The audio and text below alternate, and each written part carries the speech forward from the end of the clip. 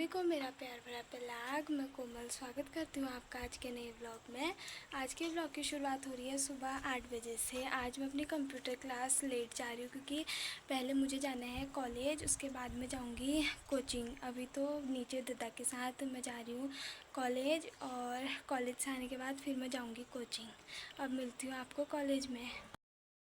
अभी यहाँ से अध्यक्ष पद के लिए दीपक रोहिणी भैया उठे हैं जो एबीवीपी ग्रुप से हैं। तो आज उनकी रैली निकल रही है कॉलेज के गेट से नीचे कैंपस तक। हमारी रैली निकल चुकी है, ऊपर देवदार होटल से निकली थी, अब सीधा कैंपस में जाके रुकेगी। और आज की रैली में मतलब जो हमारी रैली को आगे बढ़ा रहे हैं वो है हमारे टाइगर भैया, जिनका नाम है आशीष जोशी।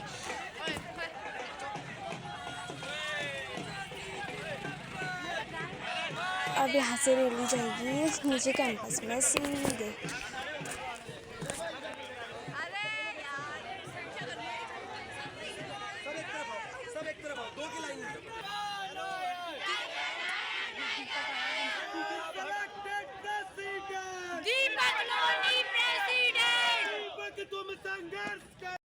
रैली ख़त्म होने के बाद मैं आ गई हूँ घर को। अभी मैं पहुँची हूँ नंदा देवी के यहाँ पे ना मैया बन रखी है जो बहुत प्यारी लग रही हैं। और फिर मैं जाऊँगी नंदा देवी के मंदिर में।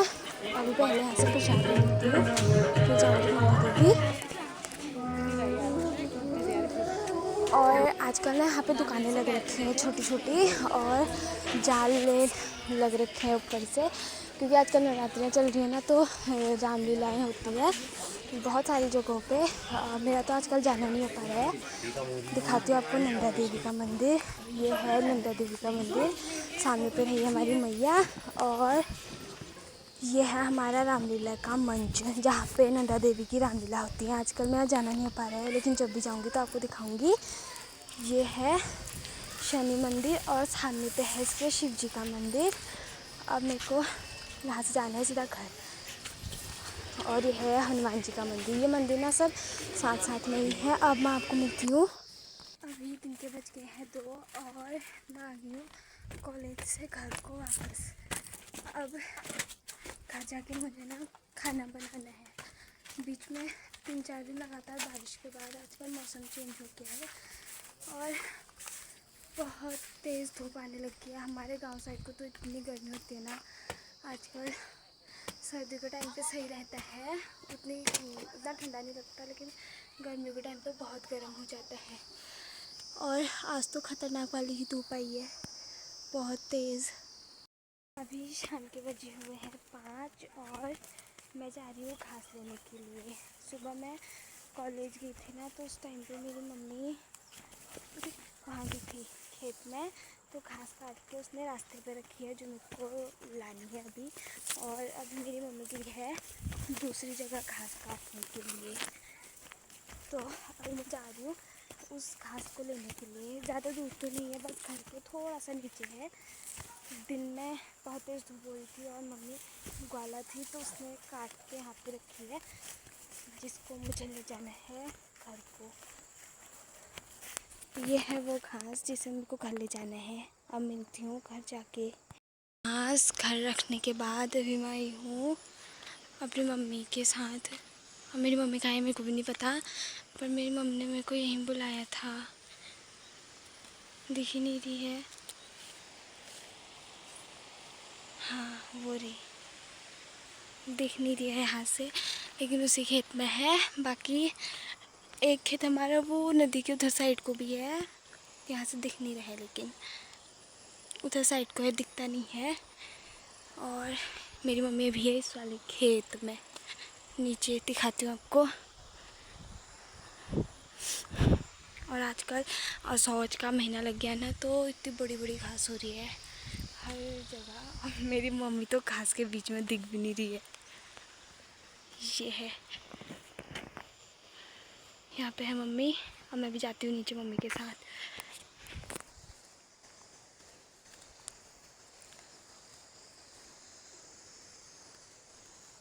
ये है नीचे जाने वाला रास्ता।